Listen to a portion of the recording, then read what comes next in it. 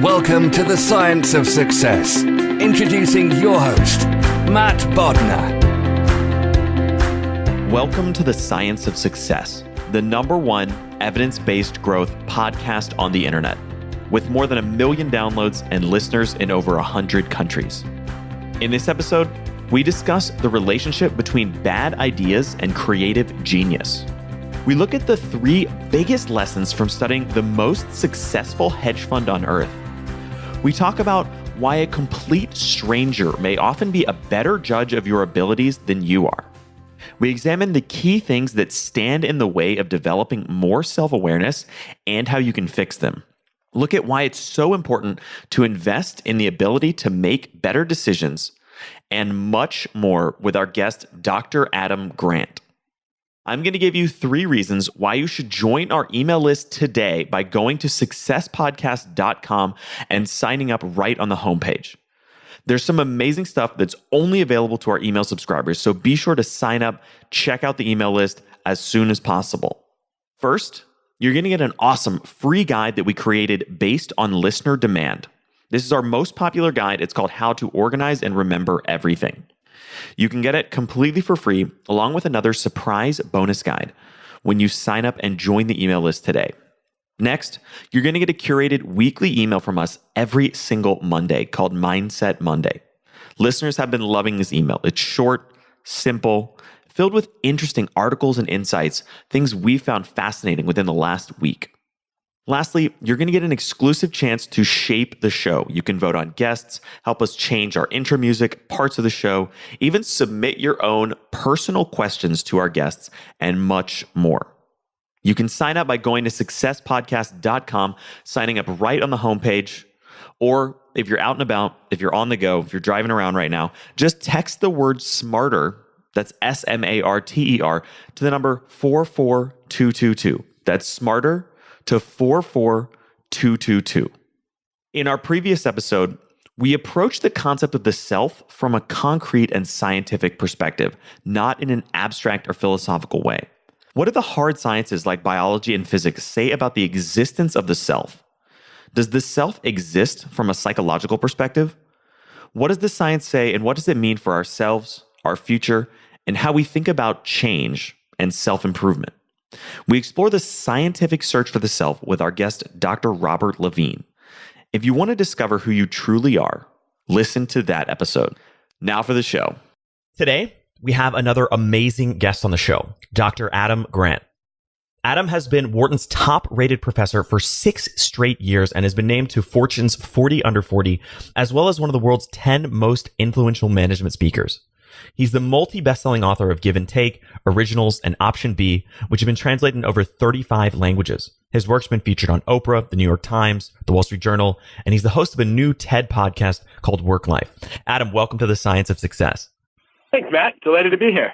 Well, we're very excited to have you on the show today. Huge fans of your work and your ideas, me and Austin. So we're really thrilled to have you on here.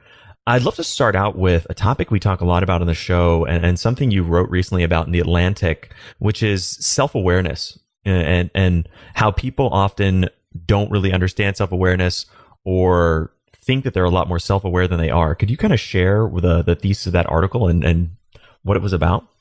Well, I love getting to talk to an audience that's as fascinated by psychology and the evidence behind it as I am. So this is a real treat. I think that, what's striking to me is that pretty much as long as I've been a psychologist, I've gotten the reaction from people, well, wait a minute, what could you possibly know about me that I don't? I own my own mind. And at some point I started thinking about that and, kind of pushing back and saying, well, you own a car and you might even be the only one who drives it, but that doesn't mean when, the engine stops working that you know what to do going under the hood to fix it. And I think that, there are 2 things that stand in the way of self-awareness as I've read more and more of the research on it. One is, just basic blind spots. We have blind spots because there are things that other people can see that we can't because we're stuck inside our own heads. And so we have all this backstage access to what's going on internally, but we can't see, independently from an outside view what our behavior looks like. And what that means is that, psychologically, we're better judges than our friends and then definitely than strangers of our internal state. So how anxious am I, for example? But we're much worse at judging our external behaviors, the parts of our personality that other people can see clearly, like how assertive am I, for example. And then the other sort of big self-awareness challenge is not just blind spots, which are the things that we can't see, but also biases, the things that we don't want to see. So we're motivated to have a positive image of ourselves. And there's this really cool research by Samin Vazir, a psychologist, who was trying to break down, when are we better judges of our own personality versus when are other people more accurate than we are? And so what she did was she had people rate themselves on a whole bunch of personality descriptions, and then also some traits like intelligence and creativity. And then she had their friends rate them. She got 4 of their friends to do it. And she also had some complete strangers interact with them for about 8 minutes over pizza. And then they made judgments too. And then she went and actually tested them on all these traits. So she measured their assertiveness, for example, by putting them in a leaderless group discussion and then coding the videotape to see who dominated the conversation and who, was a little bit more hesitant. She gave them an IQ test to gauge their intelligence. She gave them a creativity challenge where you could actually measure how many ideas people generated and how novel they are within the group. And so she does all of this. And then what she's able to show is that the blind spots are pretty clearly in, these external domains.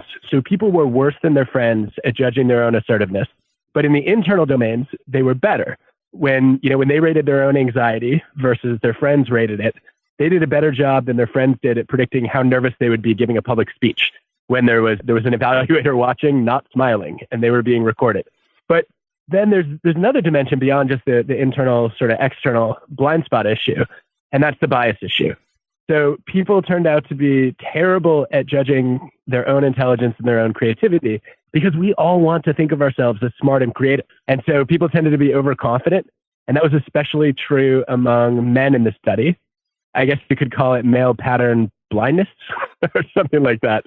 So, I think the big lesson here is that anytime a trait is hard to see for us and easy to see for others, sorry, I'll say that again. I think the big lesson here is that anytime a trait is easy for other people to see or hard for us to admit, we can't trust our own judgment of it. And you had a great phrase in that article that I think kind of underscored this point, which is you said that human blind spots are predictable. Can you elaborate on that, kind of explain how that ties into this? I guess, I lived a lot of my life thinking that I had different blind spots from everyone else I knew. And that, how clearly you could see yourself depended on whether you were surrounded by people who were willing to tell you the truth, basically. And what psychologists have discovered, which I find so interesting, is that actually most people have the same kinds of blind spots. And, it tends to be those things that you can't see because you're stuck inside your own head. And I guess I first figured this out when I was teaching negotiations. I would have some, MBA students and executives who negotiated like sharks and they lost trust. And then others who were just major people pleasers and they were too accommodating and they failed to stand up for themselves. And I would have them negotiate and then I'd give them feedback. I'd have their counterparts give them feedback and they'd always undercorrect. And finally, I just decided, I'm going to videotape them. And I'd sit down and watch the tapes with them. And they were just horrified. They'd say, is that what people have been seeing for years? Is that really how I come across? And, it's kind of like hearing your own voice on tape for the first time. And, I really didn't even need to say anything after that. Because once they could observe the behavior from an outside view, they were often much more prepared to correct it, and they were motivated to correct it because they got it. And I think that that's something we should all be in the habit of doing, right? Is, if you're an athlete, you'd review the game tape after every single competition.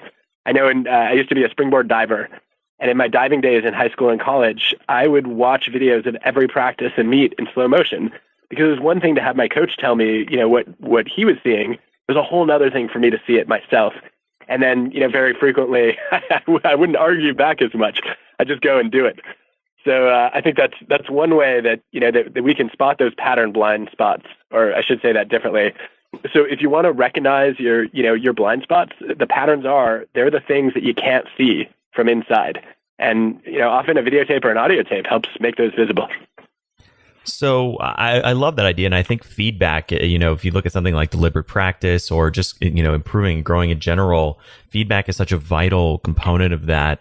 How do I think it's really clear in a field like sports or, maybe a competitive activity like chess or gambling or something like that, or poker specifically, but in a field like business that, there's a much kind of murkier connection between action and output. How do we tighten those feedback loops or kind of get the game tape, quote unquote, so that we can get that feedback and help spot our blind spots?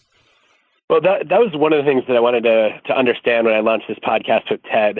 So the vision behind WorkLife was I would invite myself into organizations that go to the extreme on something that we all either struggle with or are curious to something that we all struggle with or are curious to learn more about and try to master.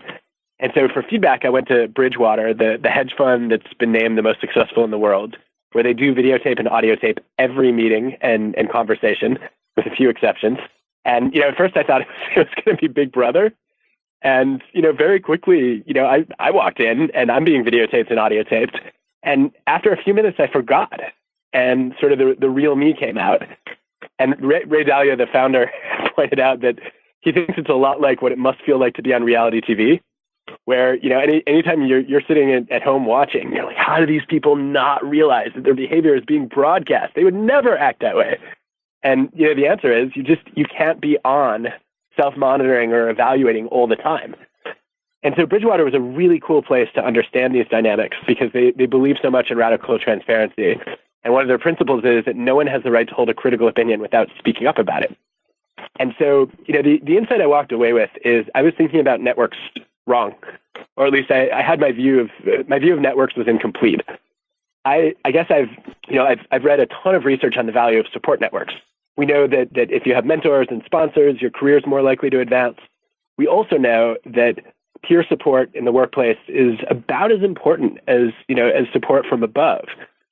And yet, when we get criticized, we make the mistake of going to our cheerleaders, and we lean on the people who encourage us, which is great for motivation. But we need another group of people, and that's what Bridgewater is so good at trying to build. I've come to call it a challenge network. The support network is the people who build you up when you're down. The challenge network is the group of people who tell you you're not there yet, right? Who push you because they really care about helping you get better. And as I watched this happen at Bridgewater, I was thinking about some research that Jim Westfall and his colleagues did on what happens to CEOs when their firms underperform. So they surveyed hundreds of CEOs, and they want to know basically when your company's performance is objectively bad, what do you do? And they found that on average, what most CEOs do is they then lean on their support network, which are their friends who are in very similar jobs in very similar industries, in very similar companies. And they ignore their naysayers and their dissenters who, usually have a fresher point of view, who might be, not sort of drinking the same Kool-Aid or stuck inside the same bubble as them. And the more that they do that, the worse their company's performance gets. So, they end up sort of thinking inside the inner circle when they need to be going outside that circle. And of course, that's more pronounced. There's subsequent research showing that if you're a narcissist, you're at greater risk for doing that. So narcissists are especially likely to ignore objective sort of failure signals from the market, and they're more drawn to social praise, and they're more likely to fall victim to flattery from the yes men or the brown nosers who surround them. And I think we've all been in that situation. Francesca Gino did some studies on this where she asked people to just identify the colleagues that they went to for feedback, and then rate, how much are they encouraging and praising you versus criticizing and challenging you. And then she followed up a few minutes later to find out she followed up a few months later to find out what happened to these relationships. And she found that just like those underperforming CEOs, that what most people would do is they went out of their way to avoid their critics. So if in the last 6 months, somebody has given you really harsh feedback, you've done everything in your power to drop them from your life. And, in the short run, that might feel good. It might help with your motivation, but it destroys your opportunity to learn. And I think we all need to embrace that challenge network if we want to reach our potential. How do we open ourselves up to that challenging feedback and kind of fight back against that natural tendency to, shoot the messenger, for lack of a better term? Well, my favorite research on this, hands down, comes from, I guess, the literature on self-affirmation. So Claude Steele at Stanford kicked it off several decades ago. Sherman and Cohen have done a nice review in the last decade or so. And the idea is that it's way easier to take criticism in one domain when we've been praised in another. And so as long as we have this tendency to sort of gravitate toward the people who kind of give us positive reinforcement, we might as well use that to our advantage and say, okay, anytime I'm going to seek out criticism or somebody reaches out to let me know that they're about to give me some negative feedback, what I can do is I can buffer myself against the blow of that by looking for some positive feedback in a completely separate domain. So if I'm about to get feedback on a creative project I've just worked on, what I want to do is I want to first go and figure out, okay, what are completely unrelated things that I've done well lately? And so I might review a good decision I made in the past few weeks. I might go and check my calendar and see that I've actually been extra productive and I've cleared some things off my to-do list. And once I've affirmed a skill or a value or an achievement in a different domain, now when I come into this creative project, I'm much less likely to see that as the heart of my identity. And so it's less crushing than when somebody tells me that my creativity was really, really, really poor in this particular project, and it seemed totally unoriginal. And I think that obviously we can do this as feedback givers, not just receivers. So many people love to dish out a feedback sandwich and say, let me praise you, and then I'll criticize you, and then I'll praise you again. So we get to start and end on a high note, which, it's just, the feedback sandwich does not taste as good as it looks if you look at the research, because one, people don't trust the praise when it comes first.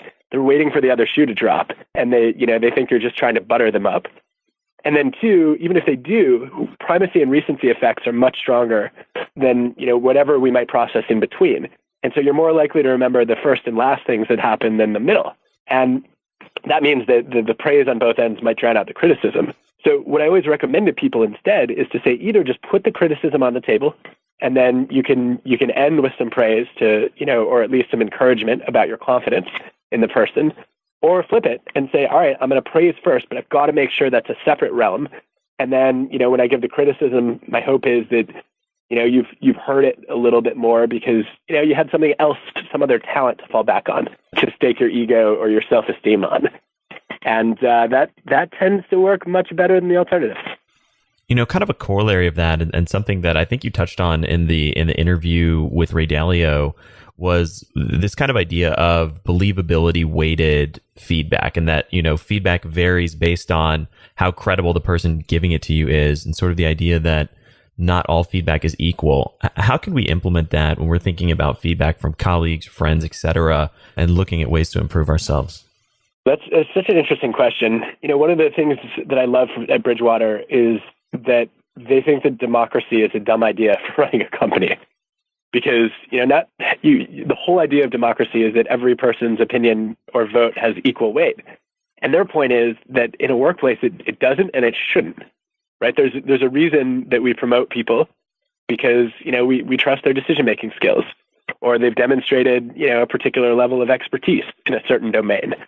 But Bridgewater also doesn't allow the people who have risen to power to drive every decision and every piece of feedback. What they want to do is they want to know, they have 77 different domains where they have people rate each other regularly, and they want to know, okay, how credible are you in this domain? Because, you might be really great at, let's say, analyzing markets, but really terrible at analyzing human relationships or vice versa. And so instead of, having an overall believability score, you get a domain-specific believability score, which is your track record of performance in that domain, which is probably, at some level relevant to whether you're, let me say that differently, sorry. So you get a domain-specific believability score, which is more or less your probability of being right in this domain based on your track record in it in the past. And so, I think if we wanted anybody who wanted to try to simulate that in your own life, I think what you do is you go around and you look at your feedback sources and you ask yourself two questions. The first one is, what is their track record in that domain? have they demonstrated real expertise or competence in, in the very skill you're asking for feedback on? The more they have, the more credible they tend to be. The ones who don't, I think, are at serious risk for the Dunning-Kruger effect, the unskilled and unaware of it, where people who are novices often are the most overconfident, the most likely to overestimate their skill set. And so those are the people whose opinions you usually want to discount. And then the other question is, how well do they know you? I will never forget when I was in grad school, my first semester, I was encouraged to seek out one professor who was supposed to be really good at, big picture career advice. And so I cold emailed him, and he wrote back and so he said, happy to meet for coffee, send me your resume and, we'll talk it over. And I sat down with him and he said, you are insane. You're doing 4 times more projects than you should be. And you got to cut 90% of this stuff or else you're never even going to graduate, let alone get a job. And, I was sort of, at first I was a little devastated because I thought, all right, this is a guy who has really excelled in this field. And so he has a lot of expertise. But the more I thought about it, the more I realized he didn't know a thing about me. It was the first time we'd met. He'd never seen any of my work. He didn't have a sense of my motivation or my abilities. And so, how credible could he really be? And I decided that I was going to make part of my sort of my motivation in grad school day by day to prove Jim wrong. And, I actually would wake up about once a week and think, okay, how do I prove to Jim that in fact, I could do all these projects?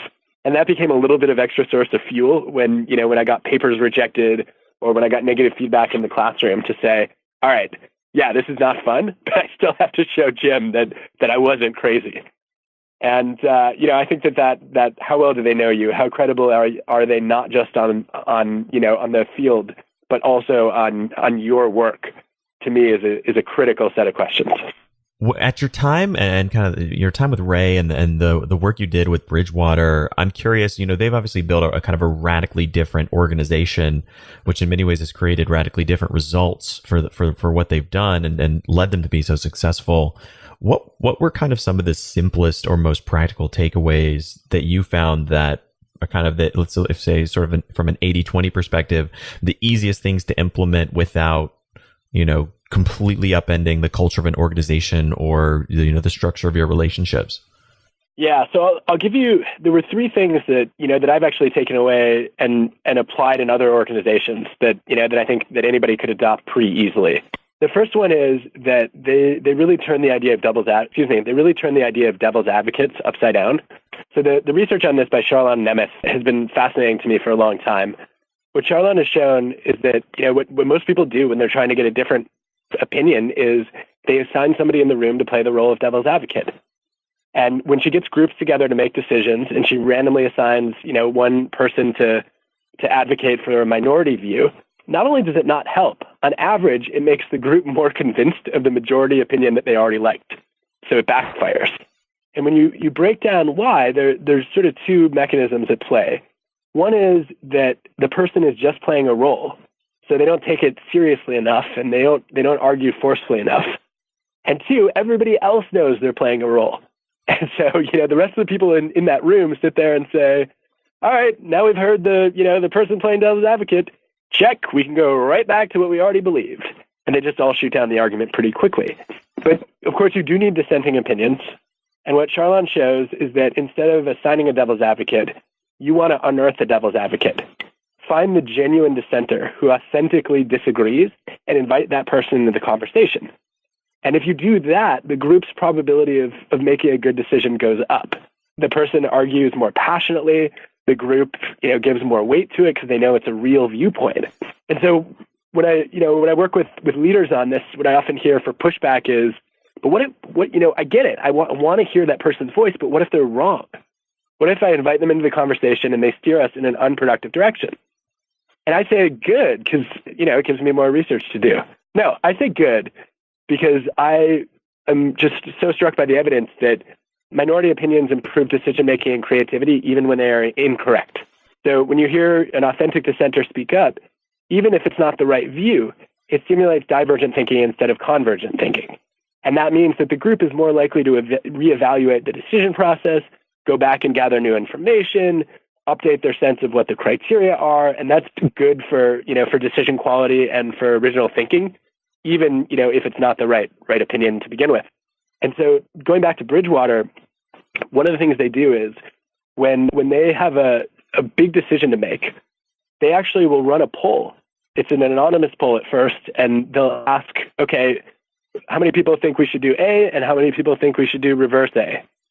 And then they get a sense of the distribution in the room, and then they will invite 3 of the authentic dissenters to argue against 3 of the people who are supporting the decision. And I think that's such an effective way to surface the real dissent in the room and make sure it's valued and heard and, considered seriously. So that would be one. Do you want me to go through 2 others, or you want to move forward? I'd love to hear the other 2 strategies. Yeah. Sure. I'll try to talk shorter. I think I've been overly empowered by your statement that I should feel free to go very deep. No, go deep. We want you to go deep. That's why you're here. I feel like I'm rambling for a long time, but I'll try to be a little more succinct here. So a second thing that that I think is exciting at Bridgewater is I mentioned they have this principle that no one has the right to hold a critical opinion without speaking up about it. And that's the opposite of what I've seen in most workplaces, where if you have a critical opinion, you have no right to speak up about it. But the challenge is to make that real. And the way that Bridgewater has done it is they've actually expanded their performance evaluations to include you get rated on whether you are challenging your boss and, sort of asserting your viewpoint, raising critical, perspectives, even if they have a term for this actually, which is it's something like rubbing salt on the wound. And I think that, actually I can say that more clearly. I will say they basically evaluate you on whether you're fighting for right, even when other people disagree. Are you willing to poke the bear a little bit if there's a good reason to do it? And I think we could all do that, right? When we give people feedback, why not sit down with them and say, you know what, I'm gonna give you this feedback. I just wanted to let you know one of the things I really value is, people being willing to disagree with me. Or when we start working with new colleagues, to say right off the bat, hey, you know what? One of my favorite features of a collaboration is when somebody challenges my assumptions and my beliefs respectfully and thoughtfully. And, let's actually make that part of the way we evaluate the quality of our relationship is, are we having good, healthy debate? And then the last thing that I think is pretty actionable for anybody from Bridgewater is they ask you to opt in if you want feedback.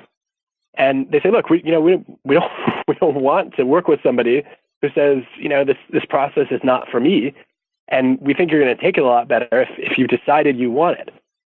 And I think so often when we have feedback conversations, we don't do that, right? We're so nervous about the discussion, or we're feeling guilty about hurting somebody's feelings that, we just rip off the Band-Aid and get it over with, as opposed to, sort of opening the conversation by saying, I noticed a few things, and, I was wondering if you wanted a few thoughts, or, I'm trying to give more feedback to the people whose work I really value. And, I've been told I don't give enough critical feedback. So, I've been trying hard to come up with some. If you're interested, happy to have that discussion, and I'd love to hear your feedback too. And, I think just initiating that opt-in process is something we can do every time we give feedback, and for that matter, every time we receive it too. You're probably listening to the show because you want to master new skills and abilities so that you can live a rich and rewarding life. That's why I'm excited to tell you once again about our loyal and amazing sponsor, Skillshare. Skillshare is an online learning community with over 16,000 classes in design, business, and more. You can learn everything from logo design to social media marketing to street photography. And you get unlimited access to all of these classes for a single low monthly price. So you never have to pay per class again. They have some awesome courses on there that I personally love. Everything from mastering Evernote to mind mapping to learning how to draw. Or if you want to get a leg up on graphic design, social media, even your culinary knife skills, be sure to check out Skillshare. Skillshare is offering something incredible to our listeners. 2 months for just 99 cents. You can get that by going to Skillshare.com/success. That's Skillshare.com/success for 2 months of courses for just 99 cents. Be sure to check that out. How does a place like Bridgewater avoid almost a sort of paralysis by spending so much time arguing and debating and, figuring out who's right, who's wrong, all these kind of pieces of the puzzle? Well, I think that, they believe that it's funny. Bridgewater is a place where, I think a lot of people arrive there and they're really frustrated by what they perceive as inefficiency. I remember watching one meeting where Ray did about, it must have been over an hour of a diagnosis of why a whiteboard was a few inches higher than it was supposed to be. And, it had been in the wrong spot. He had requested it be moved, and then it wasn't in the right spot. And they spent a huge amount of time, diagnosing why that decision went wrong. And I was looking at that thinking, are you people insane? Why would you spend all that time on that when you're managing $160 billion? And, it's not like the placement of a whiteboard has any real consequences for your work. But I have to say that as I was debating this back and forth with Ray, he did change my mind on it. And he changed my mind in part because one of the arguments he made reminded me of one of my favorite ideas in psychology. So the idea, this is Walter Mischel. Mischel, back in the 60s, did this sort of devastating attack of personality psychology, where he said, look, the personality traits don't predict behavior. We have this whole science trying to assess how extroverted you are and, how anxious or emotionally stable or neurotic you are. And, when you actually measure these traits, they do a terrible job predicting, really anything that matters in your life choices or your success at work. And so, why do we have these? We have a rich social psychology that says, the situation influences a lot of behavior. And, we're all we manage to be different people in different situations. And, personalities are not as important as we thought they were. And I have a mentor, Brian Little, who's referred to the aftermath as Mischel shock, because, so many personality psychologists all of a sudden felt like their life's work was under threat. And there were all sorts of updates to that. First, we found out that personality is really bad at predicting one specific moment of behavior, but it's actually pretty good at predicting aggregated behaviors. So, if I wanted to know, Matt, how organized you're going to be at 3 p.m. today, your personality is probably not going to tell me much about that. But if I wanted to know, on average, how organized you're going to be for the next month, every day at 3 p.m., well, personality is a lot more useful then, right? Because we have a global trait. And that's going to predict a pattern of behavior, not a specific instance of behavior, which is more like a blip. We also, we got a bunch of updates to the idea that, actually how much people fluctuate their behavior, that's a personality trait too. Mark Snyder called it self-monitoring. High self-monitors are the people who are constantly adapting to meet the expectations of the environment. Low self-monitors say, this is who I am, and I'm going to try to be the same person regardless of the circumstances. And they're driven more by their sort of internal compass than external cues. And so, you start to break that down, and personality does a better job predicting the behaviors of low self-monitors than high self-monitors. But what's funny is after, decades of this debate, Walter Mischel came back around and said, actually, I got this wrong. And, it's not surprising that he came back with that, because he's the psychologist who did the pioneering experiments on the marshmallow test, where he found that the kids who were able to delay the gratification of eating one marshmallow as toddlers in order to get 2 marshmallows about 15 minutes later did better in school and had, more stable relationships as much as a dozen or so years later. And so he was a believer in individual differences, right? That ability to delay gratification and to exercise self-control, that is a personality trait. And so, he comes back around and he says, actually, we've been thinking about personality all wrong. We should really think about personality as a set of if-then statements, where we all have a bunch of thens, which are, our tendencies to be organized and disciplined, to be friendly, to be outgoing, to be open-minded, and so on. But those don't come out equally in every moment. There are different ifs that activate different thens, and we all have signatures. And so he said, if we really want to predict your behavior and, understand what you're going to do in a given situation, we have to know what part of your personality that situation activates. And so it's a long detour away from Bridgewater, but this is where I landed with Ray. He said, look, the reason that I'm going to go and analyze a whiteboard placement is because situations repeat over and over again. And this tiny little decision of adjusting the height of a whiteboard is actually a microcosm of our decision-making process. And there's something about that if that activated the wrong then in the group of people who were supposed to fix it. And so if I can get to the bottom of it and analyze it for a trivial decision, then maybe we can prevent that if-then pattern from repeating. We can either activate a different if, or we can find the people who have the right set of thens, to handle that issue that required a lot of attention to detail. And I thought that was so interesting. And, it really got me thinking about how, in fact, all of our work and all of our lives are just the same kinds of situations repeating over and over again. We don't see that because we tend to look at those situations through a microscope when we're in them, right? We see all the idiosyncrasies of them.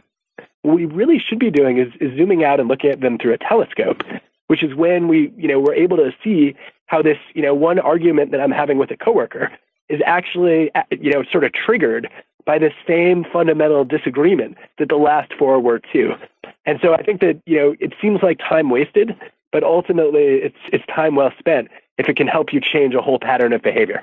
Longest answer ever. No, that was great. You brought it all the way back around, which is awesome. And it's funny, one of the things that we talk a lot about on the show, and I'm a huge believer in, and people like you and Ray Dalio obviously have kind of helped shape that thinking as well. But is this idea that, I call it kind of the art of decision making, but basically just if you really hone your ability to make better decisions, it cascades through everything in your life, whether you're buying a car, a new house, business decisions, making an investment, etc. And I almost look at it as if you're harnessing the power of compounding by getting better at making decisions. It sort of cascades through everything that you do from that point forward. I love the idea of talking about that in terms of compounding. It never occurred to me to use that language for it. And I think that's exactly what you're doing. By investing in improving your decision-making skills, you're accumulating more and more interest on that investment over time. And if you don't do it, if you just treat each situation as completely different from all the others, then you really fail to learn anything from the last four that might apply to tomorrow's. Yeah, I think that's a really, really good insight. But the other thing that I think is great, and your analogy with personality was really relevant, but this whole notion, there's a lot of different systems where, you might have a really kind of a large amount of randomness in the short term, but the kind of outcome is really predictable in aggregate. If you look at everything from kind of poker, right? If you're making positive decisions, positive expected value decisions, in the short term, you might end up losing a bunch of hands or going broke, but over a long time horizon, that variance kind of evens out. If you look at something like weather, it was kind of the distinction between weather versus climate. It's really hard to predict sort of short-term variations in the weather, but over time, over a longer time horizon, the climate's actually extremely predictable. And so I think that's a great analogy and almost really a really relevant mental model to think about as well. Yeah, it is. I think it's a mental model that we should all use more often to say, look, any time you have a model, you should be trying to predict the outcome in aggregate. You should be trying to predict an aggregate of the outcome, right? You want to predict a pattern of behavior. You want to predict, what the climate is going to do over, multiple years as opposed to multiple hours. So Brian Little, the personality psychologist mentioned earlier, he said that he thinks that often one of the things that actually both frustrated me and hooked me on psychology was when Brian said, look, I think, we have the wrong model often when we're trying to think about what psychology is supposed to do. We're not doing physics. We're not doing, sort of hard science. We're doing social science. And people are much, much more complicated in the sense that we don't operate by stable laws. Right? There's no law of gravity governing my decision-making process. And so he said he actually felt the best model for, our field would be meteorology. That, predicting human behavior is at least as hard as predicting the weather. If you look at all the, the complex factors interacting to affect it. And I hated that at first, but the more I thought about it, the more interesting it became as a puzzle. Right? If we could get a little bit better at predicting human behavior, then we could probably make fewer awful choices, and we could try to use our knowledge of psychology to help people lead better lives. That makes me think of Charlie Munger, who's one of my all-time favorite thinkers, and it's funny because you talk about, and he writes a lot about kind of building this toolkit of mental models across a huge array of academic disciplines. And that sounds very kind of amorphous and ethereal, but that's a perfect example of really concretely bringing that to bear, in the sense that if you study meteorology, there's actually some really practical applications for how to think about psychology and how to think about applying psychology to making better decisions and living your life. Yeah, it just can't tell me whether I should wear a raincoat today. That's right. So this is going to be kind of a hard segue, but I want to get into some other kind of really important concepts and talk about them briefly. One of the things that you wrote about in Originals that I think is, to me, kind of one of the really important kind of fundamental conclusions was this notion of output and how that kind of impacts originality and creativity. Could you talk a little bit about how the power of having bad ideas and creating kind of prolific output is really important in being an original? Yeah, there's a psychologist, Dean Simonson, who put this idea on the map. So he studied what he calls creative productivity, which is basically, both the quantity and the quality of creative output. But he doesn't just study it among ordinary people. He does these historiographic analyses of eminent creative people throughout their lives and across centuries. So, he's studied Shakespeare and Edison and Picasso and compared them to their peers to try to figure out what makes them different. And he had this finding that sort of knocked me out of my chair when I first read it. I was reading his research, and he said in a nutshell that the more bad ideas you have, the more creative you are. I read that and I thought, what? How could this be true? I thought, I always had this vision of creative people as dreaming up their masterpiece and then going and executing on it. And, not really tinkering with a bunch of other possibilities, right? It's hard to imagine, that Shakespeare didn't immediately know Romeo and Juliet or Hamlet, as he envisioned it, or, the moment it struck him that he didn't know that's the one. But what Simonson shows very clearly in his data, and now we have experiments also showing that it's true for ordinary people, not just sort of outlier original thinkers, is that a huge part of creativity is the volume of ideas that you generate. And, part of that is because we're too close to our own ideas to judge them accurately. There's one of the studies that Simonson sort of launched and Aaron Cosbelt and others have followed up on is Beethoven as a self-critic. So you have roughly 70 of Beethoven's compositions where he actually wrote letters to people who knew him well, like his friends and contemporaries, evaluating his own work. And so you got a sense of what kind of self-critic he was. And he committed lots of false positives where, he thought a composition was brilliant and the experts really didn't think it was particularly great. And then he also committed plenty of false negatives where he said, I'm really not happy with this work. And, it became a classic. And so, you see from that work and from lots of subsequent research that, that we are often too close to our own ideas to judge them, just like we're too close to our own minds sometimes to see them clearly. And so, you need lots of ideas just because you can't trust your own judgment. You also need lots of ideas because your first idea is rarely your best idea. The first idea that you have is usually the easiest one to think of. And it's either sort of a rare eureka moment, or it's something that's relatively simple and obvious. And so you want those second, third, and fourth thoughts. And, Simonson was able to show this between creators. So if you look at Beethoven, Bach, and Mozart, one of the things that differentiates them from their peers is they produced, not just a few more, but hundreds more compositions, into the 600 and 700 range, and at least in Bach's case, I think about 1,000, when, most of their peers were in the sort of below 100 range. And there's a really nice linear relationship between the number of compositions that you do in a lifetime and your eventual greatness. And, that, I think, that's because the more of those variations you run, the more experiments you try, the more likely you are to stumble onto something that's truly original. And we see this in all kinds of domains. So a couple of colleagues, Christian Tervish and Carl Ulrich, who studied people trying to create new products. And they looked at these innovation tournaments where you just have people submit ideas and then peers and subject matter experts vote on them. And the question is, which of them are most promising? And then you advance them to the next round and eventually bet on some ideas. And they found that, a typical brainstorming session might produce 10 to 20 ideas. but you don't max out on quality and originality until you have about 200 ideas on the table, which is, why you see that when Pixar makes a movie like Cars, they will consider about 500 scripts. It's why you'll see that when Fisher-Price makes a toy, they'll consider about 4,000 concepts before honing in on a final 12. You need a very, very, very big haystack to have a better shot at finding a needle.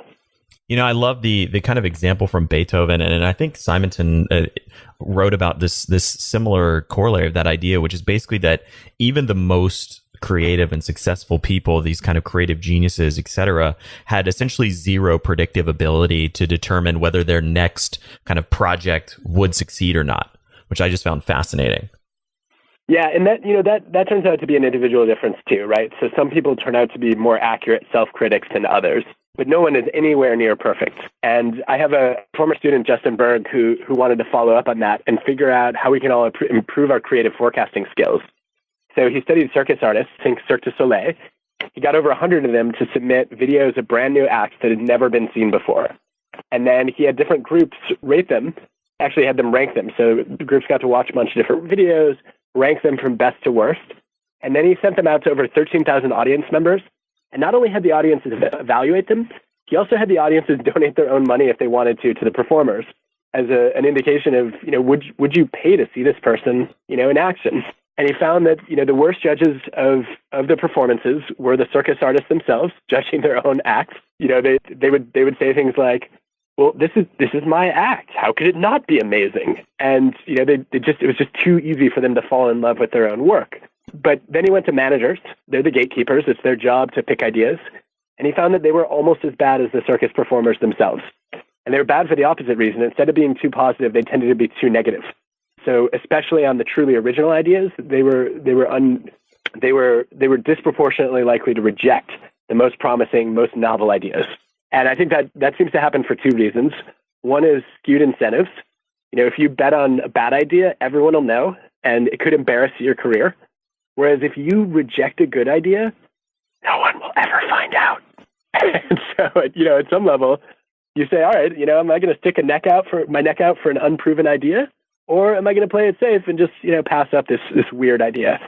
The other thing that happened to managers was they tended to build up prototypes through years of experience. And so they would say, all right, when I see a new idea, I'm going to compare it to all the ideas that have worked before. And the more different it was, the more likely they were to reject. But that doesn't make any sense. If you're trying to be original, what's been successful in the past is at best irrelevant, and it might even be negatively correlated with what's going to work tomorrow. Which is why, you see examples like Seinfeld and Harry Potter getting rejected by industry executives because, you can't make a sitcom about nothing where no one likes any of the characters. You can't write a children's book that's that long. And it turns out that, the people deepest in the industry are the most blind to, ways that you can deviate from the prototype. And so then Justin wanted to know, well, who can you trust? If you can't trust yourself and you can't trust your boss, who do you go to? And he found a third group that was excellent at creative forecasting, which was creative peers, circus artists judging each other's ideas. And they had this great sort of distance. So they could tell you, Matt, that act where you dress up like a clown, don't do that. No one likes clowns, which is actually a data point in the study. Clowns are universally hated. But there's also, the flip of that, which is unlike the managers, these creative peers are really invested in seeing new ideas take off. And so instead of looking at an idea and saying, ew, that's weird, they would look at it and say, that's weird. And they were much more likely to give it a chance. Two quick things that Justin discovered, which I think are really powerful, is one, you can get other people, if your boss is not open to ideas, you can open your boss's mind. Before your boss judges other people's ideas, just have your boss spend 5 minutes brainstorming him or herself. And that 5 minutes of brainstorming is enough to take your boss out of sort of an evaluative mindset where, they're looking for reasons to say no, and into a more open, creative mindset where they're looking for reasons to say maybe. And then the other thing is, Justin wanted to improve people's judgment of their own ideas. So one of his experiments, he had people they generated 10 to 15 ideas, and then they had to rank them from favorite to least favorite. And he found that your most promising idea is not on average the one you rank first, it's the one you rank second. That first idea is the one that you are so passionate about that you just can't see it clearly. Whereas idea number 2, you have a little bit more distance, a little more objectivity, and you're more likely to recognize the flaws, but also have enough enthusiasm about the idea to try to fix the flaws. And so, I realize that some people are probably going to try to game the system and say, wait, I'm just going to take my favorite idea and call it my second favorite, and then I'll be good. And that doesn't work. But I think there's something to be said for, your next favorite idea as one that has a lot of potential. What would be one piece of homework that you would give as kind of a concrete action step for listeners to implement some of the things we've talked about today? Oh, I think if I were going to give one piece of homework, I would say start by evaluating your challenge network. So think about the people that have given you the best critical feedback throughout your career or throughout your life. And ask yourself, okay, first, who are those people? And then secondly, how do I build in a regular system of, engaging them to benefit from their criticism? Knowing that I trust the quality of their feedback and that I believe, they care about helping me improve. I guess my version of this is whenever I write an article, I have my challenge network that I send it to for feedback. And there are 4 or 5 people that are sort of go-to sources. And then, I know they will tell me what arguments don't make sense, what ideas are not interesting. But I also know that, they care about helping me write better articles. And so, they'll also say, in that last paragraph, there's actually a gem here, and you should have written the whole article about it. And then I have my work cut out for me. But I think if you identify your challenge network and then you create a system or a process for engaging them regularly for feedback, you will become less defensive and more open, and you'll also get better information. And where can listeners find you and your work online? It's kind of you to ask. For anyone who's motivated to do that, at adamgrant.net, I have everything I've ever published up there. You can download lots of articles and TED Talks. And I do a free monthly newsletter called Granted on work and psychology, where I answer reader questions, and then I also share some of my favorite articles of the month. And then I guess for anybody who's into podcasts, which I suspect is everyone here, for people who are excited to add more podcasts to their listening schedule, WorkLife is now available everywhere you get a podcast. It's just like all the good ones, free. Well, Adam, thank you so much for coming on the show. Incredible insights, wisdom, so many things that I would have loved to go deeper on, but so much valuable information, and really, really appreciate your time and your insights. It was a pleasure to be here. Thank you for asking such interesting and thought-provoking questions, and I really will work hard to cut my answers in half next time. All right, cool. Thank you so much for listening to The Science of Success. We created this show to help you, our listeners, master evidence-based growth. I love hearing from listeners. If you want to reach out, share your story, or just say hi, shoot me an email. My email is matt@successpodcast.com. That's matt@successpodcast.com. I'd love to hear from you, and I read and respond to every single listener email. I'm going to give you 3 reasons why you should sign up for our email list today by going to successpodcast.com, signing up right on the homepage. There's some incredible stuff that's only available to those on the email list, so be sure to sign up, including an exclusive curated weekly email from us called Mindset Monday, which is short, simple, filled with articles, stories, things that we found interesting and fascinating in the world of evidence-based growth in the last week. Next, you're getting an exclusive chance to shape the show, including voting on guests, submitting your own personal questions that we'll ask guests on air, and much more. Lastly, you're going to get a free guide we created based on listener demand, our most popular guide, which is called How to Organize and Remember Everything. You can get it completely for free, along with another surprise bonus guide by signing up and joining the email list today. Again, you can do that at successpodcast.com, sign up right at the homepage, or if you're on the go, just text the word SMARTER, SMARTER, to the number 44222.